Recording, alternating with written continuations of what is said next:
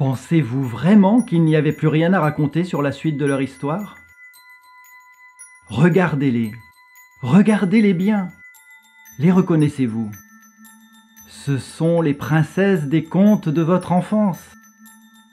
Leur histoire ne s'est pas arrêtée là, bien au contraire.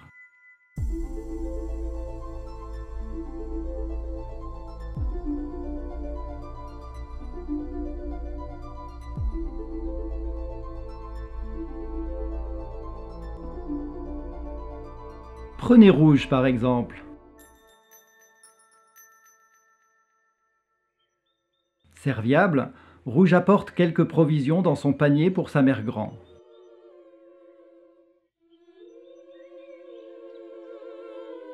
Pour se rendre chez elle, elle doit traverser une grande forêt ombragée.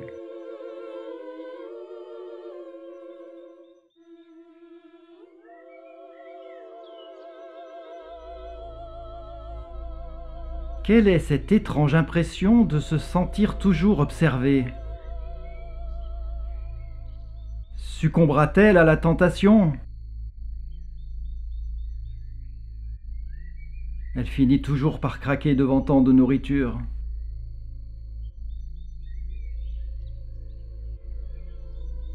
Mais la culpabilité l'étreint. Que va-t-on penser? Alors Rouge a commencé par faire des régimes, seulement elle ne s'y tient pas. Mais elle finit par trouver la solution qui la rendrait mince. Malheureusement, elle a perdu son sourire.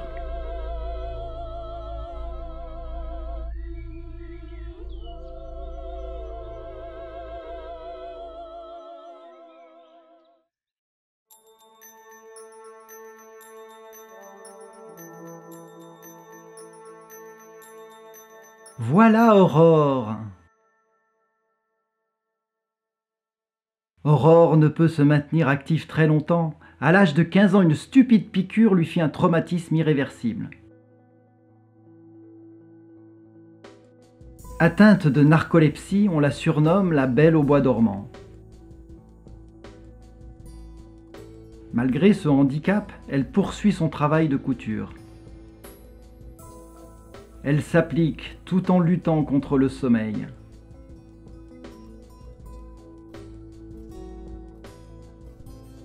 Ces crises surviennent quand elle s'y attend le moins. Comme par magie, elle se retrouve toujours dans des endroits différents. Son prince charmant finit toujours par la retrouver.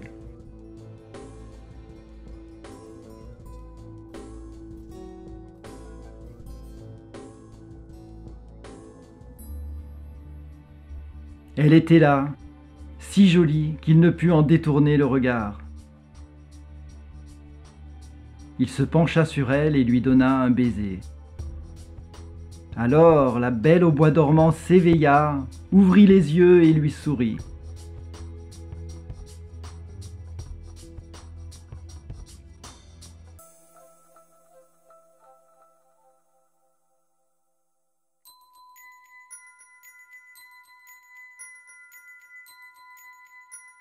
Je vous présente Blanche.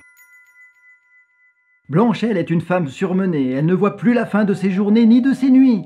Elle en est à regretter la fois où elle fit cette intoxication alimentaire aux pommes. Son mari devait alors s'occuper de tout à la maison et surtout de leurs enfants hyperactifs. Entre celui qui est toujours enrhumé et sa grande qui ne fait que grincher, elle rêve de calme et d'un travail. Doit-elle rester à la maison comme lui suggère son mari? De toute façon, comme il le dit, même en travaillant à la direction du château, elle gagnera moins qu'un homme. En contrepartie, elle a eu un enfant, puis 2, puis 3, jusqu'à 7. D'ailleurs, le dernier l'accapare beaucoup. En parfaite épouse, elle gâte son mari en lui préparant sa tarte préférée.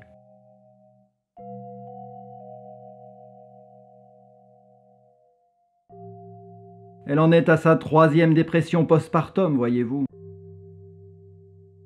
et il se pourrait qu'elle en refasse une d'ici peu.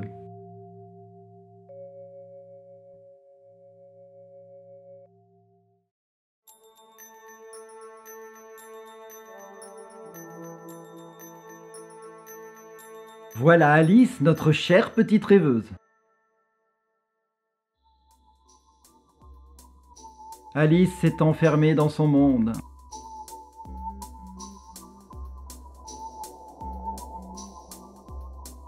Parfois, elle revient à la réalité.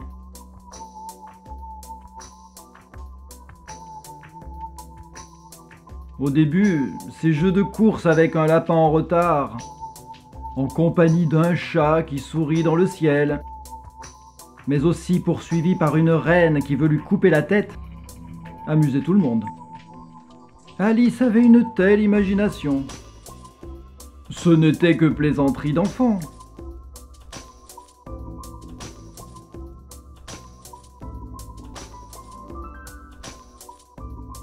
Ce chapeau lui rappelle le jour où fut fêté son premier non-anniversaire.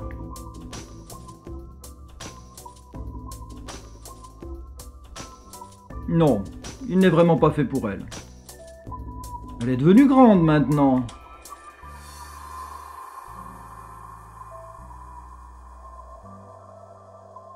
Mais à la suite de violentes hallucinations, elle fut diagnostiquée schizophrène.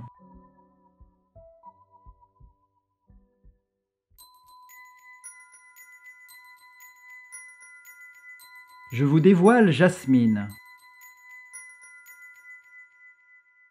Il n'est pas facile à Jasmine de survivre en ces temps de noirceur. Depuis que Jafar a pris le pouvoir et qu'Aladin est mort au combat, là-bas c'est la guerre. Elle n'a jamais eu le droit d'aller à l'école. Elle qui avait une telle soif d'apprendre, elle a fini par se sentir étouffée. Couverte de la tête aux pieds à l'exception d'une fente laissant entrevoir son regard clair, elle en a quitté son beau pays. Elle sort enfin de sa chrysalide. Elle réussit enfin à épancher sa soif de savoir et de culture. Elle a fait un long voyage pour venir jusqu'ici. Mais elle continue néanmoins à lutter pour la liberté de celles qui sont restées là-bas.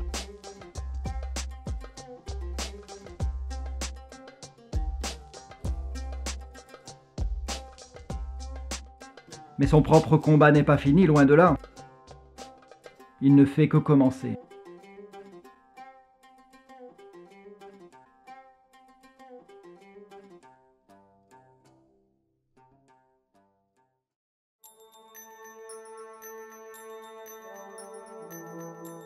Et voici la petite Clochette. Parce que trop jalouse et colérique, Clochette s'est faite larguer par Peter. Elle se souvient lorsqu'avec Peter, elle jouait avec de la poussière de fée.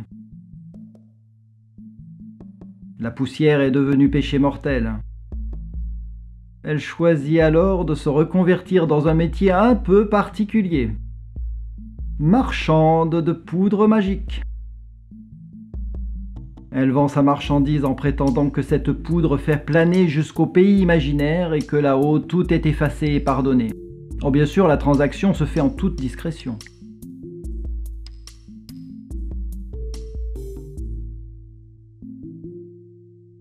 Ce qu'elle commence tout juste à admettre, c'est qu'elle est autant dealeuse que consommatrice.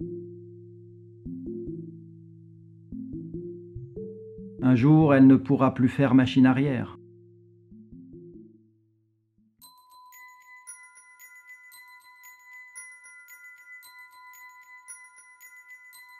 Tournez-vous maintenant vers Belle.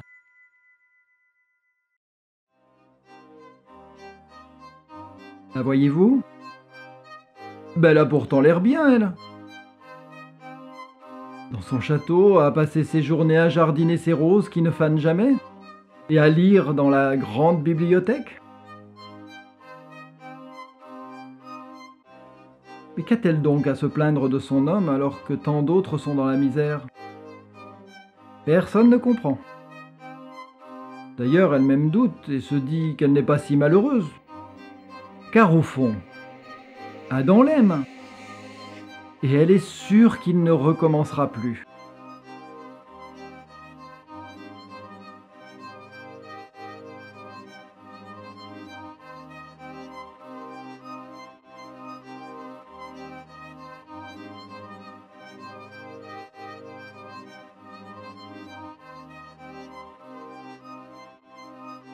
Jusqu'à ce que...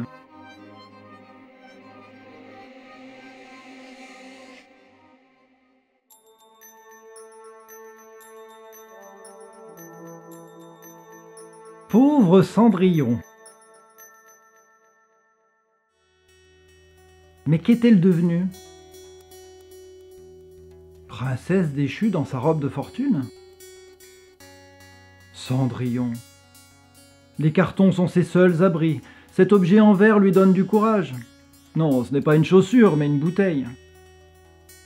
Évidemment, quand elle a appris au téléphone que son bel amant a foutu le camp avec la belle au bois dormant, elle commence à boire, à traîner dans les bars.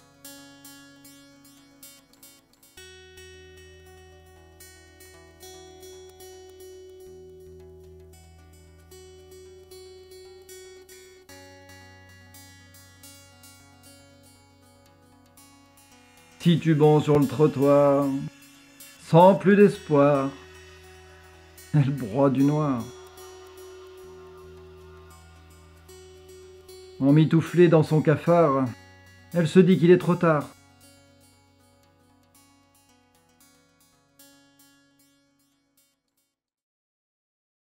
Fin de l'histoire.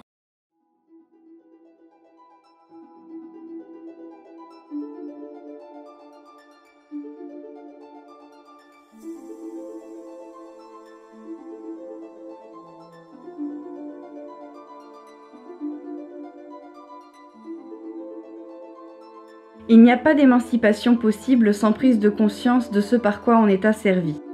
Bien qu'étouffé, anesthésié par les habitudes et le poids des conformismes, résister est toujours possible pour lutter et vaincre.